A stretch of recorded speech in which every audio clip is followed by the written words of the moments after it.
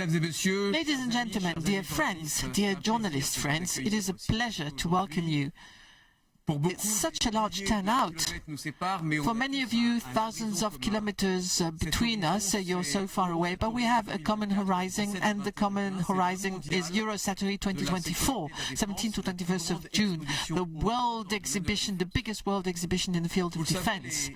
As you probably know, in the last 2 years since the last edition, a lot has happened across the world, and all the countries are reacting to the fact that there are so many crises and armed conflicts happening at the same time.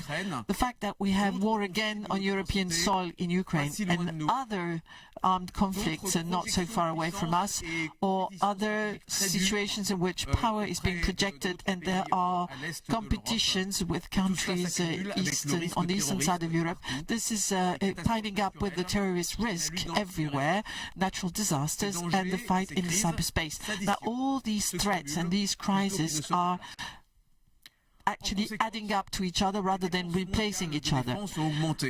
By way of consequence, world expenses for defense have increased 9% between 2022 and 2023, $2,200 billion, half of which is being spent by NATO countries. Europe is progressively organizing itself due to the fact that there is an armed conflict in Europe again.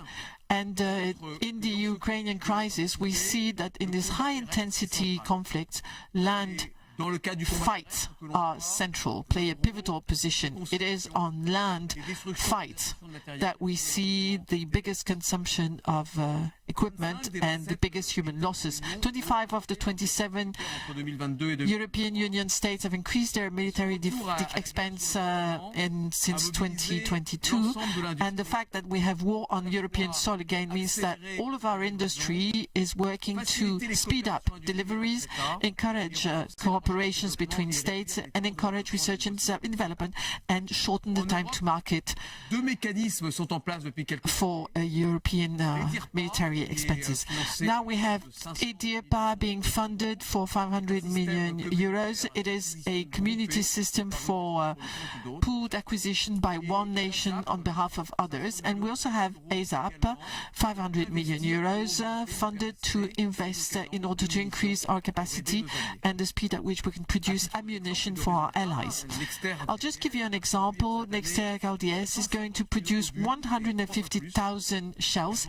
It is 3 times more than before the conflict in Ukraine. Euracor, the European leader, is going to relocate in France the manufacturing of black powder. More than 1,200 tons per year of black powder will be manufactured as of 2025 to supply the biggest ammunition manufacturers.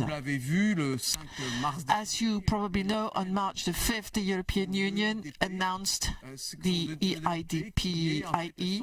the need to stabilize community patterns in order to encourage acquisition and make sure that half the acquisitions in Europe are made from European industries.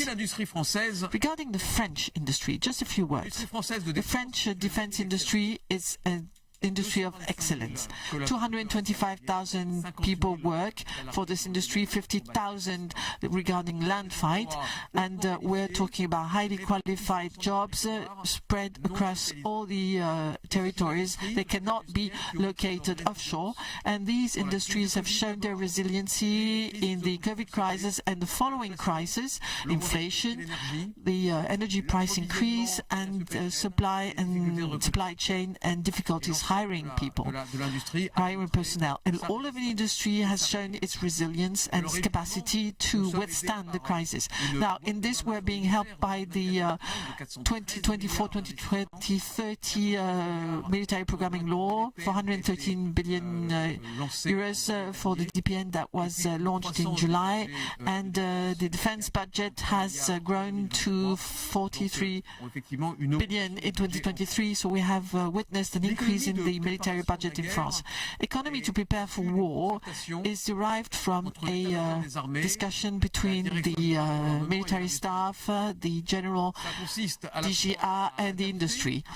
We have to adapt the solutions and the system to the real operational need on the field and to increase production speed and development cycles.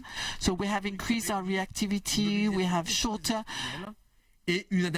manufacturing times, and we adjust to the needs of those fighting on the land.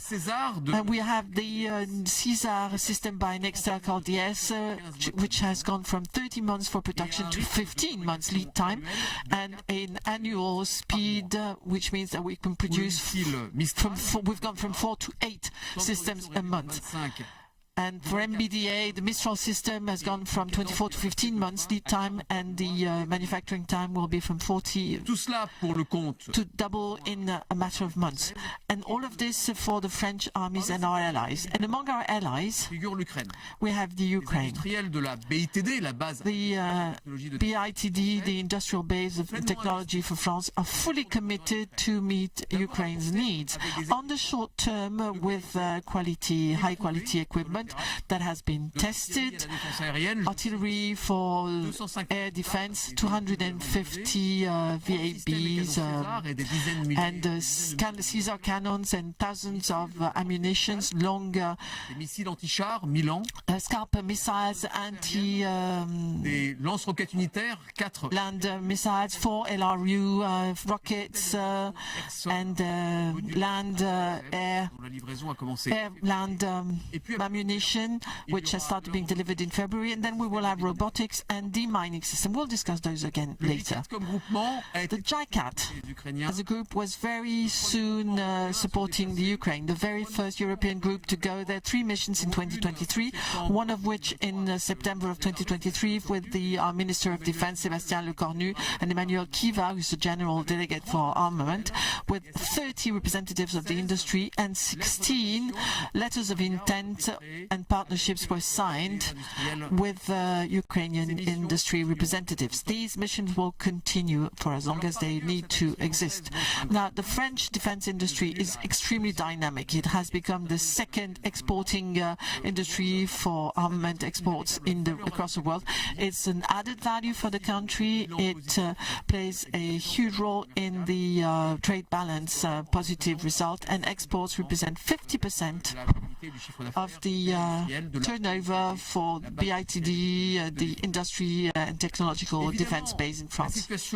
Now, the international situation is also showing that most countries want to acquire better control of at least a part of their production, which means that the French industry has to sign partnerships with industries from other countries to which we export. And the French industry is prepared to do that, and we have shown it. Let's take the example of Ukraine. We have AUKUS.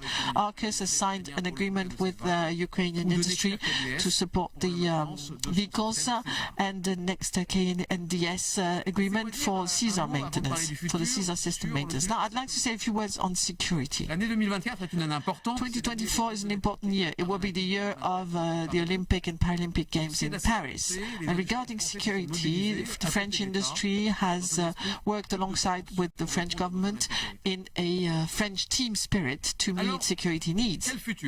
So what about the future? What are the challenges for the future of our industry of defense? I'd like to mention 2 challenges. Innovation. Digital, deep tech, artificial intelligence are pervasive. They're everywhere in the industry of defense. We are supported by the Defense Innovation Agency, which plays a pivotal role for the defense industry, and for the J4, which has an incubator called Generate. It is a startup accelerator, an incubator, which we are encouraging in our ecosystem. We also have an example of innovation with artificial intelligence, because artificial intelligence can be found everywhere in our systems, for detection systems, for sensors, for autonomy, drones, robots, or for data processing, decision-making systems, and combat systems. And quantic innovations will also be increasingly present for sensors, radars. onboard systems. And the third subject I would like to mention is the environmental transition, because operational efficacy is key for us. However, the defense industry must contribute to the overall effort, and they are contributing. Eco-design, which takes in consideration the subject of dismantling the products once their life cycle is finished, and everybody is contributing.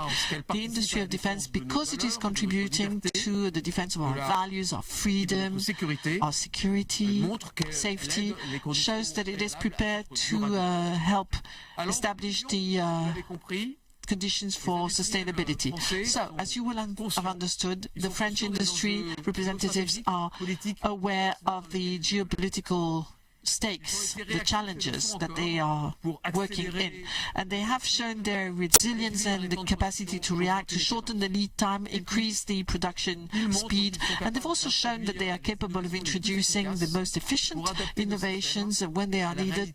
They are capable of adjusting our systems to the operational needs. Thank you very much for your attention.